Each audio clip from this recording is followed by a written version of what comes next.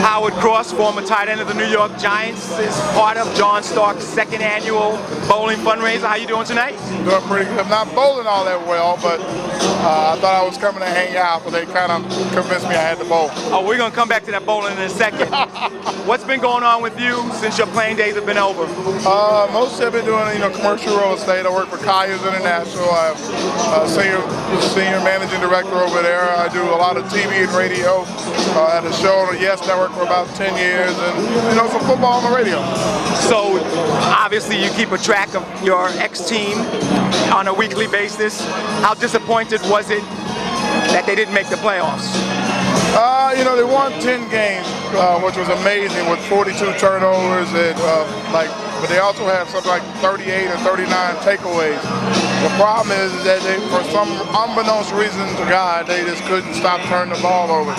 Whether it be tip passes, Eli throwing, total interceptions, and weird fumbles for no reason. It's just one of those years, and when you have one of those years, you have one of those years. You can't really look at it any other way, because Drew Brees threw over 20 interceptions. Peyton Manning threw about 20 interceptions. So a lot of guys were turning the ball over this year. When you're watching that Eagles game and the Giants kick off, Deshaun Jackson picks up that punt and runs it back for a touchdown, how shocked were you? I wasn't really shocked. Everybody talks about the Deshaun Jackson play, and I really, not to beat on the Giants a lot, but if you do the math, if you just start right when they're up by basically 21 or 28 points, you got 8 minutes to go, hand the ball off. The clock will run out before they get a chance to win the game.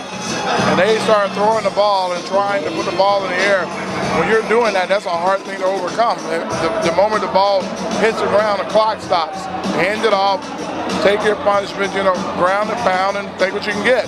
Deshaun Jackson was just the icing on the cake after they made a few mistakes and they couldn't get it done. Were you surprised that the Giants didn't bring back Tom Coughlin? He came back. I'm saying, are you surprised that they brought him back? After you win 10 games, it's kind of hard not to bring you back. But with the strife going on between the players' union and the owners, maybe a lockout financially.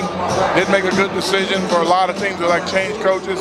Also, you're not just changing coaches, changing the entire coaching staffs. A new coach usually gets the opportunity to have more time with the players in the offseason.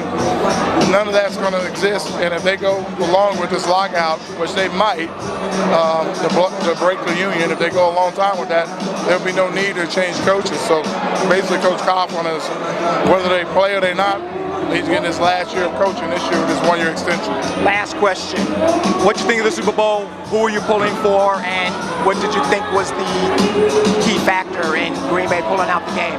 Well, I was pulling for the Pittsburgh Steelers. I kind of Coach Tomlin is got to know him a little bit, good guy. I really felt for Aaron Rodgers. You really want him to win after the whole Brett Favre fiasco going on there. But I was pulling for Coach Tomlin and everything. The key factor in the game, unfortunately, is Ben Roethlisberger. A lot of people try to make Ben Roethlisberger one of the elite quarterbacks in the league. But when it comes down to a really big game, which is always the Super Bowl, he is yet to really show up big. Great. Well, so great talking to you. Look forward to seeing you next season in the Giants season. All right, see you around. Hopefully we'll have a season, right?